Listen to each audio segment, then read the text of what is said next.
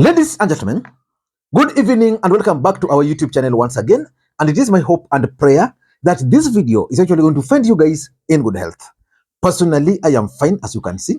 Kisumu is also fantastic. And maybe you could also let me know where you're watching the video from, the county or the country, in case you are out of the republic. Ladies and gentlemen, on Thursday this week, William Samoei Arap Ruto toured Kiambu County. For those who follow the politics of the Republic of Kenya, William Ruto was actually in Mount Kenya, including Kiambu County, for 5 good days the previous week. So when William Ruto embarked on this other tour of Kiambu County, the entire country was shocked. But did that tour achieve the objective? Yes, based on the photos and the images which came out of that event, the videos, it was clear that the event perceptionally achieved the objective. The turnout was massive. But a video has now emerged that has shocked the entire country. In that video, the famous Mama Mboga is seen being blocked from accessing William Samoei Arap Ruto. Watch this scene here, which for me is not right because number one, just the video is coming shortly. Number one, Mama Mboga is not just any other person. This is the woman who was the face of Mama Mboga during William Ruto's campaign. She was the face of the hustler. And for me, that alone means that this lady deserves respect. The handlers of William Ruto should have actually thought about this lady the moment they saw her trying to meet Ruto. She was nowhere. She was blocked. The other important thing is that probably someone somewhere, either within William Ruto's team or outside Ruto's team, is keen on blocking her from anywhere around power. Watch this video before we proceed. Kama hata usaidi anasema mimi ndio nilimsaidia manifesto na akapita na mnanikataza kuingia, acha ningoje kama atasema nini.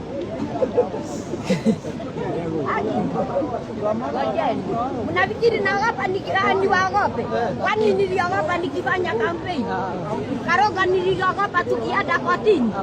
Kila wakati nilikuwa nafuata Karoga. Na ati mimi siwezi kupita. Haya.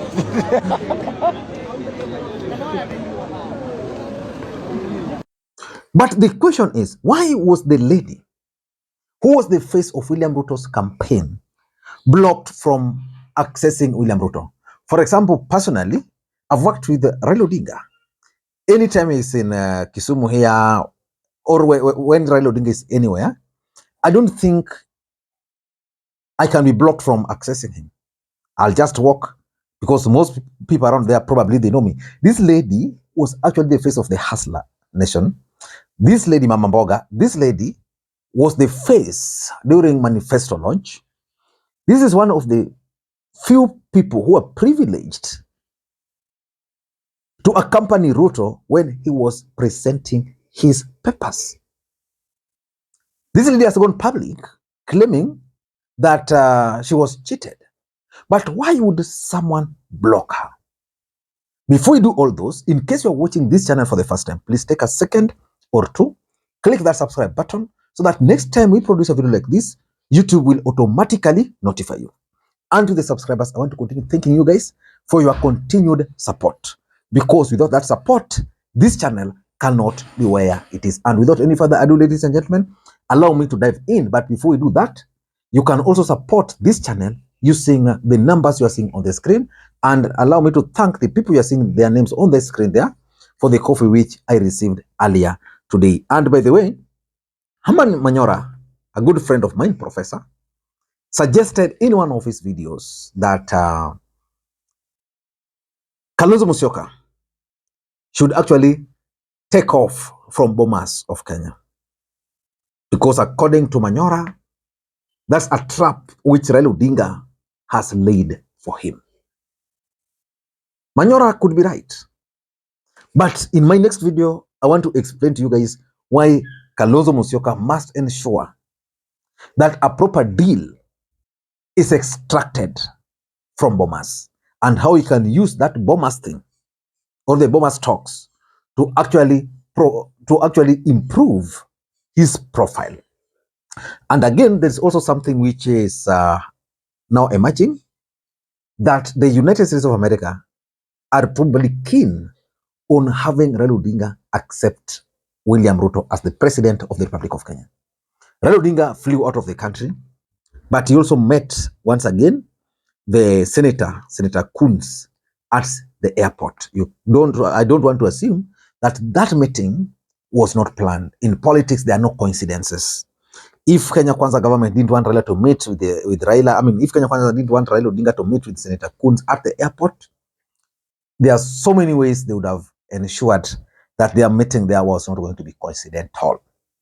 But those ones are coming later. Probably I need to do another video. But let us now look at why this lady was blocked from accessing William Ruto.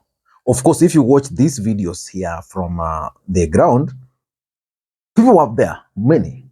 But why was she blocked? Number one, I tend to think that there is fear in Kenya Kwanza that this lady is actually being used by Azimio or Uhuru Kenyatta for that matter. Because, in Kenya Kwanza, the cause of all their problems is Uhuru Kenyatta.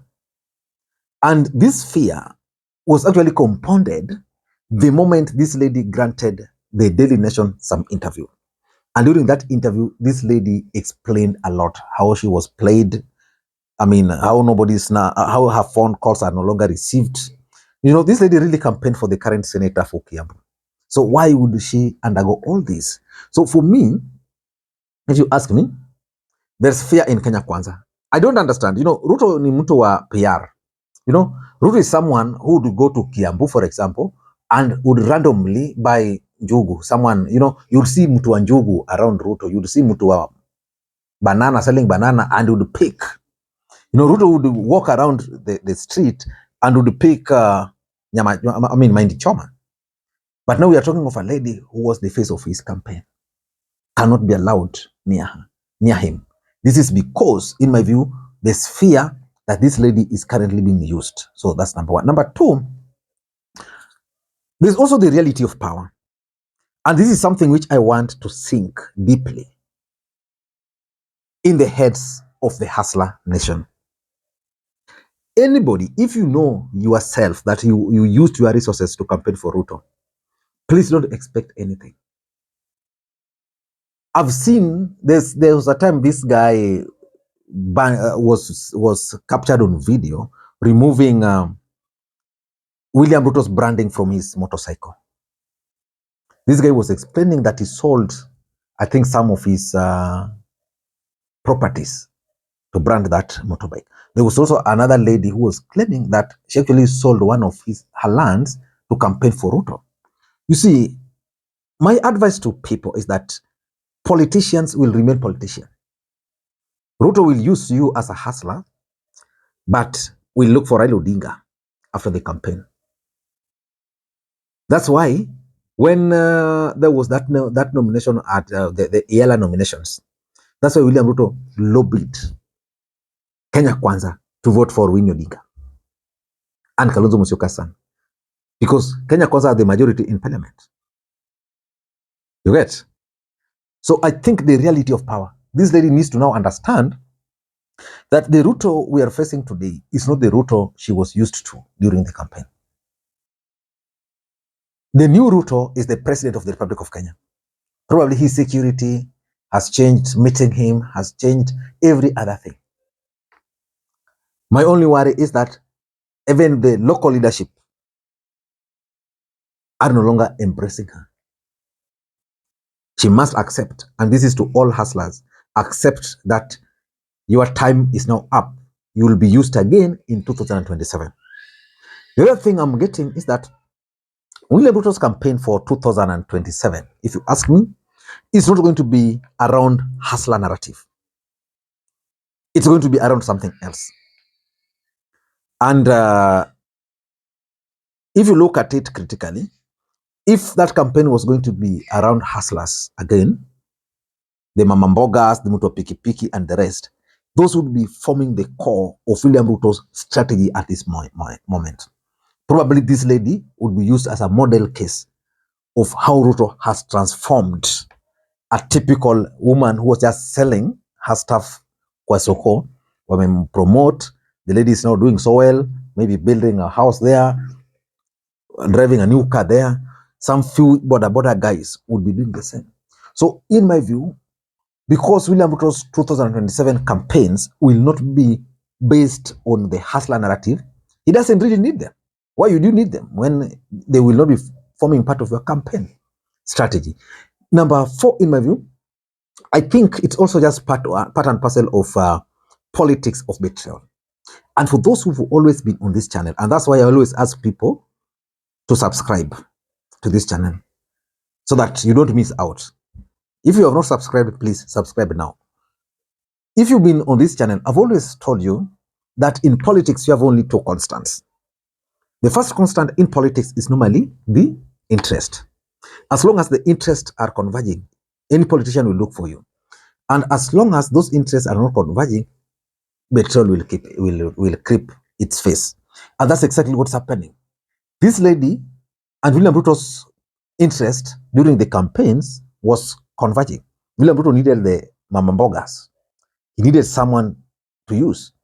Right now, William Ruto is the president. He doesn't need Mboga. So betrayal will come in. And therefore, this lady should not feel better. The way I could read from her voice, she should forget about being better and face the reality that the interests are no longer converging, and therefore William Ruto has decided to take a different trajectory. And lastly, there is the fear of embarrassment. If this lady were to be allowed around Ruto, what is she going to tell Ruto? Yeah? Before the camera, what is she going to tell Ruto? What about the other, like for example, in Kiambu, there's a governor, there's the Kiambu senator, there's the local MP, there's the MCS. So they would be asked, what have you done about this lady? Because you know, this is my person. So that fear of embarrassment is what caused the lady to be blocked. I don't know what to think. That's my take. Until next time, this is Lee Makwiny. Bye-bye.